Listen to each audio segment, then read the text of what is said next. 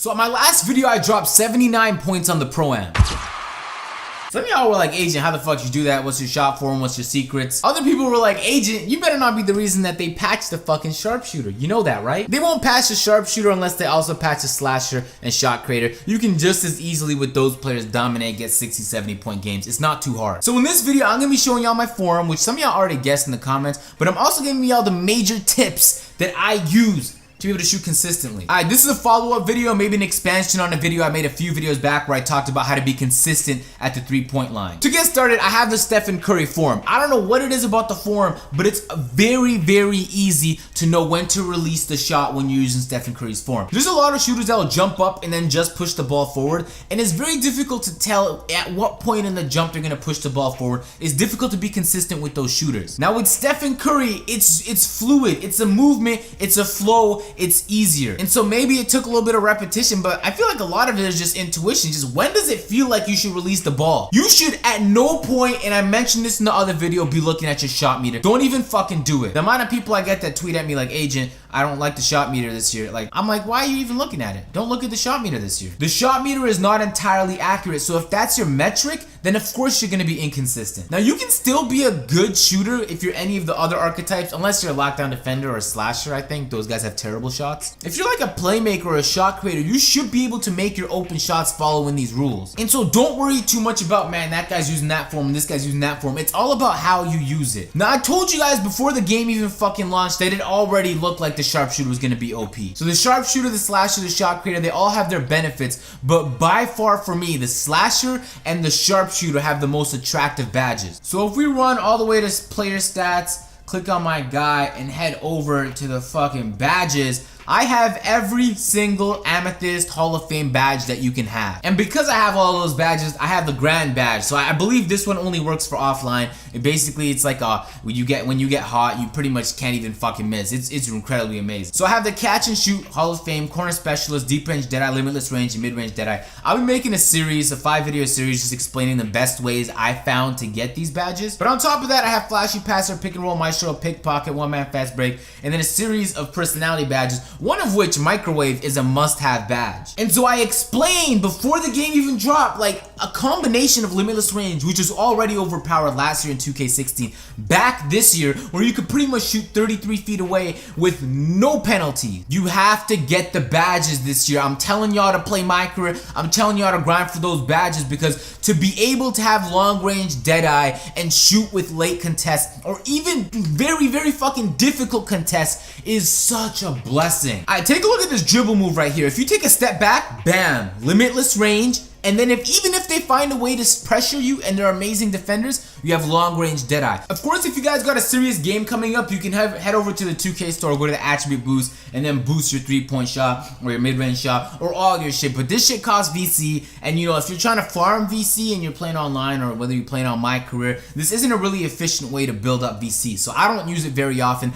unless, I'm gonna be talking about this in future videos, is I'm trying to get like a long range Deadeye. I'm gonna go boost on my 3-point shot. I wanna be able to not miss any shots and get it as quickly as possible. And I don't know what it is, man. This is getting maybe lost in translation, but I saw some YouTubers talk about how you shouldn't be shooting with the right stick and you should be shooting with square. But I'm telling y'all, the devs told us that there's a boost if you use the shot stick. So check this shit out. I'm gonna pull up with the shot stick right now. Bam. Now you see exactly underneath my player is a green marker next to a white ticker. If that marker is green, not blue, you got a boost to your shot. Now some of y'all I heard you saying, Agent, I don't notice the boost. It's your release is wrong. The boost is such a huge part of being able to shoot consistently this year. Now Michael B, don't even fucking play games with me, alright? So cause let me just sauce Michael B real quick and teach y'all what a shot. Look at this, that step back right there. You cannot fucking miss with that step back online. People won't see it coming. And then once you do that step back enough times, all you gotta do is run into the corner like this, and they don't even fucking guard you. You got the Amethyst Corner Specialist, and you don't miss. Now it's the AI. AI is gonna guard you a little bit more tight, but you get the point. The biggest tip I can give y'all, because y'all can use the shot stick this year, you can get your guy badged out, you can have a 99 standing shot 3, but if you don't fucking stop looking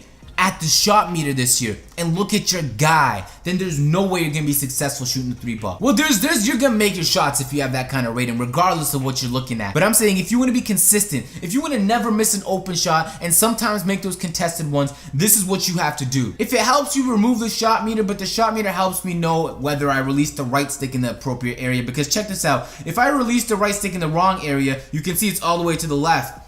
My shot is gonna lean to the left and it'll increase my chances of me missing. And so although the shot meter is a boost, first of all, it's something you gotta get used to. Second of all, if you fuck it up, it's gonna be a negative. So once you get it on point, believe me, it's not like I'm a crazy 2K player. I scored 79 points on the Pro-Am. I scored 60 points on 59 points. I've scored high scoring games, and it's not because I'm an amazing player. First of all, it's because I have teammates that kind of facilitate and get me open with screens, because you're gonna need that. But the second part is when I'm open, I don't miss.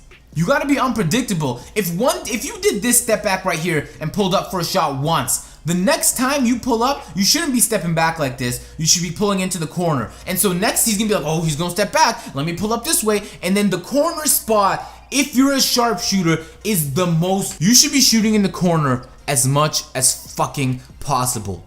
I'm telling y'all, with corner specialists, if it's a catch and shoot situation, and if you have long range deadeye, it'd take you fucking up the shot to miss it. Every single inbound play, it's literally a fact at this point. My team knows that they're gonna set off-ball screens for me to run around and hit the corner, because regardless of if they're there, if they're late for the contest, it's gonna be a bang. Whether if you're a sharpshooter, the corner should be your favorite spot on the court. It should be. And so I'm gonna be releasing more gameplays. I'm having a lot of fun playing Pro-Am in my career. Hopefully I can hop on the park sometime and see if I can make some noise there. But I recommend y'all try this shit out. And really, it's just a shot meter. I'm telling y'all, everybody's obsessed with looking at the shot meter. Everyone thinks I need to look at the shot meter to see if my shot's on point.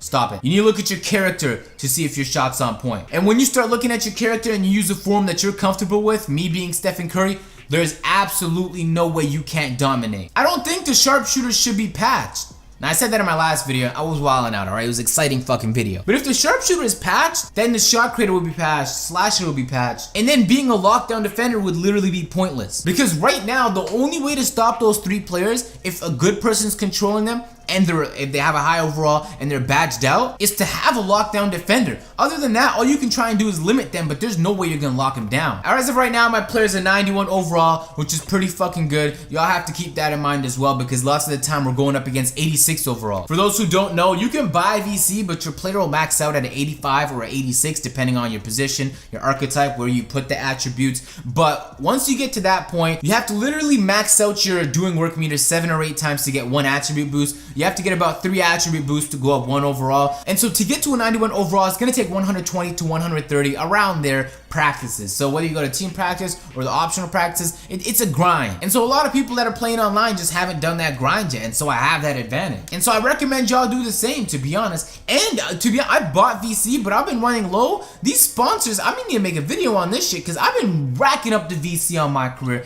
This shit is beautiful. And so since now I finally got the mid-range deadeye and I got the grand badge and everything, I'm gonna finish out by upgrading my mid-range shot to max, so that's at least a 91, and then I'll follow up by finishing maxing out the strength. So that's kind of where I'm at. I'm literally enjoying myself on here. There's gonna be some shit that I missed. It's not like I'm the only person here with shooting tips, so if you guys have any, please make sure to leave them in the comments. Now, if you're a slasher, or if you're one of these positions with a 63-point shot or even worse, you don't stand a chance. This video can't help you. You're just not gonna make those shots. And do your team a favor, don't even attempt to pull up. But if you have a 72, 73, 74, and yeah, you should be able to start making some of the open ones. And if you're a sharpshooter, you should be able to fucking dominate from the 3-point line. I think it'll be a while before people really catch on to the shot stick thing, because although there's a slight delay in using the shot stick, if you have long range deadeye, first of all, it won't matter as much, and the boost you get is huge. So I'm gonna catch you all in the next video. If you guys enjoy, make sure to leave a like. We drop 2K17 content daily, so be sure to subscribe.